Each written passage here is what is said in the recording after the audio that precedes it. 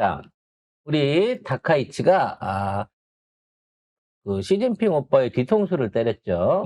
그래서 우리가 참전할 수 있어라고 얘기하면서 제가 그 얘기 드렸지 않습니까? 미국하고 같이 갈 거야라고 하는 식으로 지금 자신감 있게 얘기를 했어요. 그 장면이 실제적으로 증거 자료로도 있습니다. 미국과 함께 중국에 가겠다라고 하는 미국과 협조해서 막강 화력을 본토에 뿌리겠다. 이걸 공식 석상에서 얘기를 하셨어. 이 배짱 있는 아줌마가. 제정신은 아니죠. 네. 그래서 이제 중국이 어떻게 조질까 지금 칼을 갈고 있는데 문제는 이제 배경이 돼 줘야 될 트럼프가 아니 나는 우방이 다 우방이라고 생각하지 않아. 걔 중에 우방 아닌 우방들도 있어. 라고 얘기하면서 마치 일본을 손절하는 듯한 반응을 보여서 일본이 뜨악하고 있는 상황입니다. 네. 자, 다카이치 총리의 발언과 관련해가지고 트럼프 대통령이 극우 매체죠. 폭스뉴스와 인터뷰를 합니다. 진행자가 뭐라고 얘기를 하냐면은 그 주 오사카 중국 총영사가 더러운 목을 따버리겠다. 이렇게, 베어버리겠다라고 얘기를 했잖아요. 어우, 예, 오씨. 예, 제 속마음이 한국어는 따나 배나 그거나 똑같긴 그거나. 한데. 네. 네. 자, 이 발언을 언급하면서 이렇게 질문을 해요. 아니, 이들은 우리의 친구가 아니지 않느냐라고 이야기를 합니다. 그러니까 트럼프 대통령이 아니, 많은 우리 동맹국들도 친구가 아니야.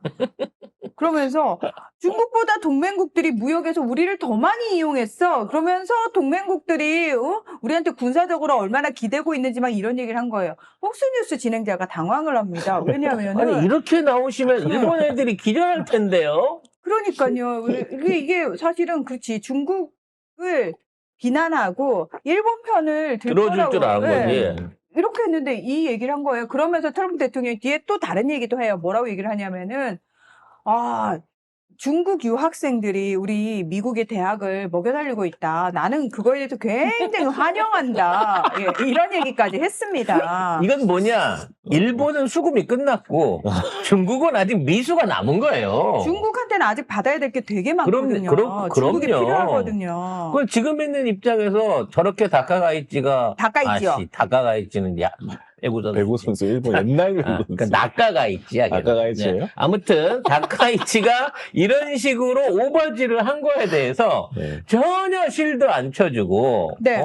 바로 아니야 우리 동맹 아니야 일본은 거의 그런 수준으로까지 얘기를 해버린 거예요. 뭐 동맹이라도 우리를 더 이용했고 친구는 아니잖아. 막 이런 약간 이렇게 손절치는 그래서 그런 분위기. 만일에 이 정도 된다고 치면 지금 이제 단순하게 이 일본이 파병하는 게 아니라 중국이 먼저 선제적으로 일본에 침공해 올 수도 있거든요.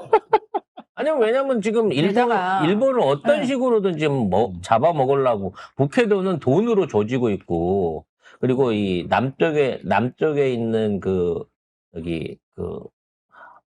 오키나와에는 이민으로 조지고 있어요. 그러니까 북해도에는 돈을 뿌려가지고 중국이 부동산을 획득하거나 그쪽에다가 사업을 벌려갖고 경제권을 획득하고 있고 밑에 센카쿠 열도요. 센카쿠 열도는 이제 분쟁 지역인 거고 네. 지금 이제 미군 기지들이 있고 일본 안에서도 일본에 대한 어떤 충성심이라 그럴까? 뭔가 지역 감정이 지금 도드라지게 차별받고 있다고 생각하는 오키나와에는 중국인 이민들을 엄청나게 보내가지고 거기 현직 시장들이나 지방자치 공무원들이 중국계 내지는 친중파들이 뽑히고 있는 상황인 거야. 그래서 언젠가 지금 일본도 중국하고 무력 충돌도 불사해야 될 상황이 온다라고 하고 있는데 이 상황에서 다카이치가 선제적으로 너무 위험한 발언을 던져버린 거죠. 네, 졸지에 트럼프 대통령이 사실은 그 인터뷰에서 가만히 있던 프랑스까지 때렸어요. 프랑스는 왜 때렸냐면은 트럼프 대통령이 이제 아니 우리는 항상 중국과 다른 나라 유학생들 받아들여왔고 그 외국 유학생들 나 받아들이는 건 너무 좋고 막 이런 얘기를 계속하니까 진행자가 이렇게 얘기해요. 아니 근데 그들은 프랑스인이 아니라 중국인이다. 우리를 상대로 스파이 짓을 벌인다. 우리 지적 재산을 훔친다. 그러니까 중국에 대해서 나쁘게 얘기하라고 라는 식으로 계속 몰아가니까 트럼프 대통령이 말을 끊으면서 당신은 정말로 프랑스인이 중국인보다 더 낫다고 생각하나? 솔직히 말해서 나 잘 모르겠다. 우리 프랑스하고 많은 문제 있어. 프랑스 우리 기술에 대해서 불공정한 세금을 물린다. 이러면서 그러면 뭐 사실 제일 기분 나쁜 건 네. 팔레스타인이나 중동 문제나 어디 가고 트럼프가 혼자서 좀 스포트라이트를 받으려고 하면 꼭 따라와요. 그래갖고 거기에 자기도 숟가락을 얹어. 그러니까 그 마크롱이. 꼴이 배기 싫은 거야 또. 트럼프 대통령은 원래 마크롱 싫어했어요. 1기 때도 마크롱하고 꽉 붙으면서 그 얘기했잖아. 니는 네 지지율부터 올리고 와서 나한테 얘기해! 라고 얘기를 할 정도로. 지는 지금 그 지지율도 안 나오면서. 아니에요. 네. 트럼프 대통령의 지지율은 41%를 유지하고 있습니다.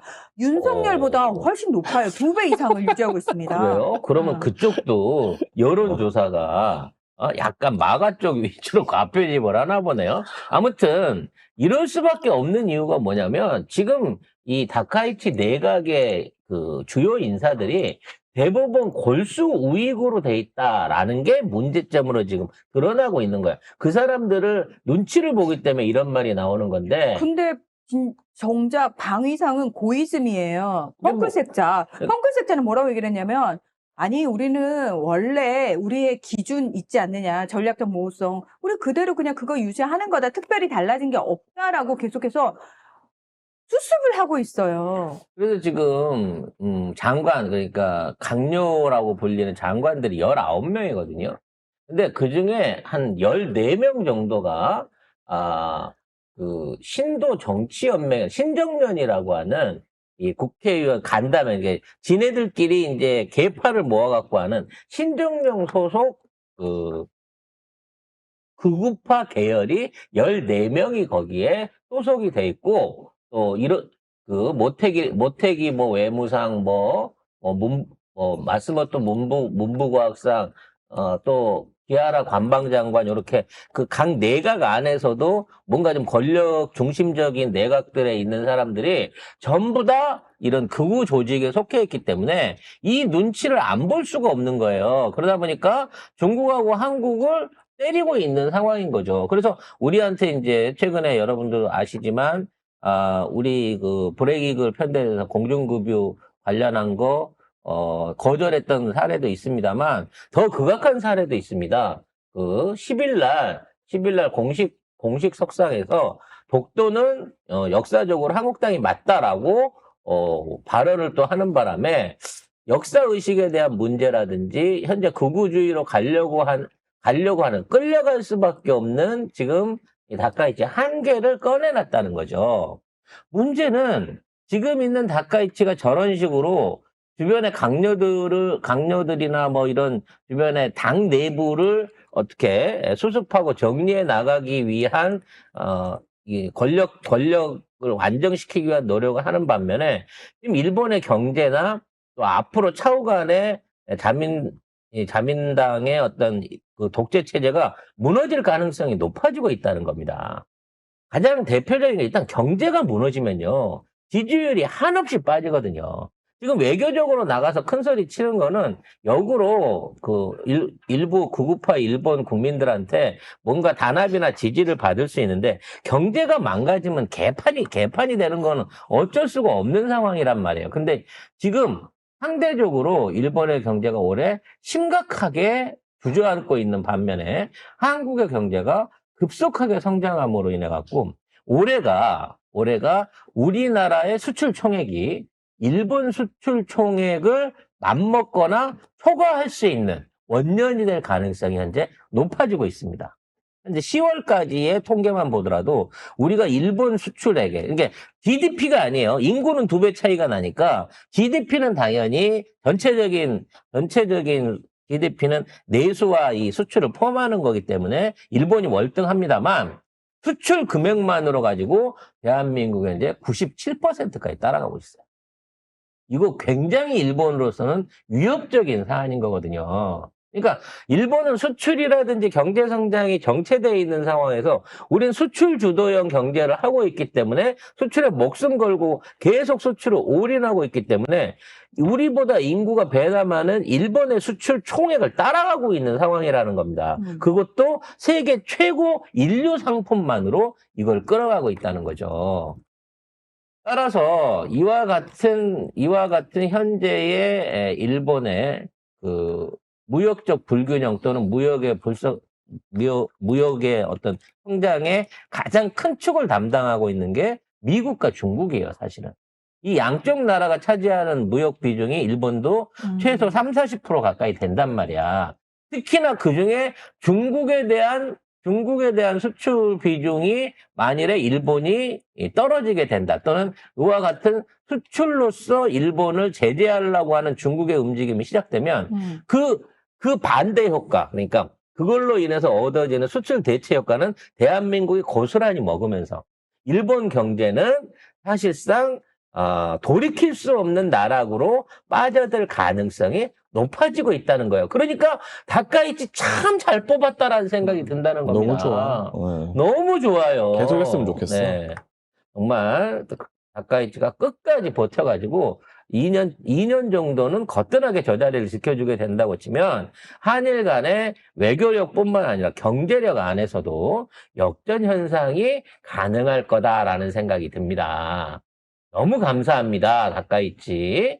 계속 그렇게 개겨주세요. 그리고 뭐 독도에서 뭐 훈련을 다시 뭐 시작을 하겠다는 등, 뭐 여러 가지 얘기들을 지금 하고는 있는데, 건드려만 주세요. 해봐. 네, 지금 우리가 현무가 미사일이 재고가 너무 쌓여가지고요. 써야 되나? 지금 저기 대전 지하에 있는 창고에서 출고를 못하고 지금 눕혀놓고 재고로 쌓아놓고 있는 게 지금 수천 발이래요. 뭘 좀 쏴야지 우리도 새로 발사대에다 갖다 얹을 거 아니야. 발사대를 5,000대를 더 만들 수도 없잖아. 그래서 일본이 어떤 형태로든지 한번 도발을 해준다고만 하면 이재명 정부가 한번 뜨거운 맛을 보여줄 수 있는, 우리 활약의 진수를 보여줄 수 있는 이러한 계기를 한번 마련을 했으면 좋겠다라고 생각을 합니다. 중국도 감히 함부로 우리한테 건드리지를 못하고 있는데 눈치를 보고 있는 상황에서 다카이치가, 아무처럼 없는 다카이치가 이렇게 무모한 방법으로 일본의 미래를 작살내고 있다. 좋은 소식으로 여러분한테 전달드리겠습니다. 빨리 무역제재 관련해서 중국에서 히토류 수출을 금지시키고 일본 제품에 대한 검역을 강화하는 조치가 빨리 이어지기를 기대를 하겠습니다.